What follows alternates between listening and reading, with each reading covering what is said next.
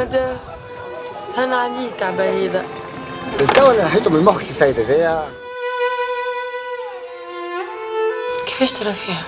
مزيانة رغم الحزن اللي يبين في عينيها، نرى في الوحشة متاعها وحدانية مخبية في أسرارها، ما تحبش تبوح بها.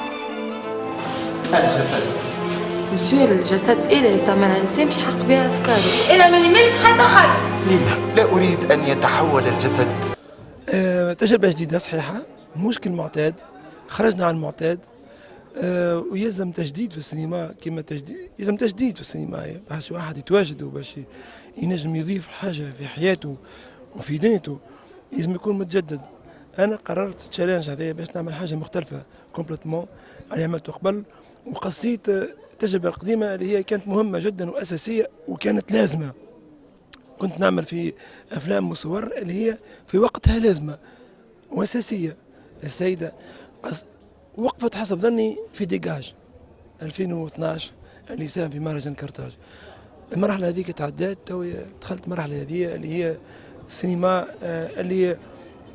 اللي تحكي بتجديد اللغة السينمائية، بتجديد اللغة السينمائية، بتحكي بأسلوب آخر، تحكي بمواضيع اللي هي تكون فيها أكثر حرية وأكثر ليبرتي في تناول الموضوع، حتى الليبرتي راهي موجودة تو بعد خاصة السنين الأخرانية، لكن أنك تحر أنت باش تقدم كيفاش في الفن. الموضوع بتاع الفيلم هو أنك كيفاش تقدم، كيفاش تناول، كيفاش تصور، كيفاش تتعامل مع الممثلين، كيفاش الموضوع هذايا العويصة اللي هو الجسد. خذينا جسد لكن ما نحكوش على جسد، لكن الموضوع كله جسد.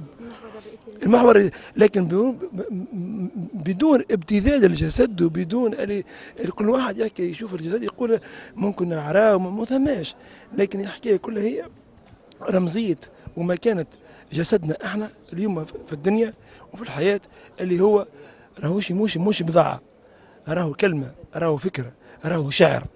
الجسد يتحرك كما قال سبينوزا، الجسد يعني هو احنا جاهلين بقدراته واش يعطي، وللاسف ثم قوه اخرى تحب ترجع الجسد خرقه سوداء يتحرك في الفضاء. يظهر لي دور معقد، دور يخلي الواحد يتعامل معاه بجدية كبيرة، ماهوش ساهل.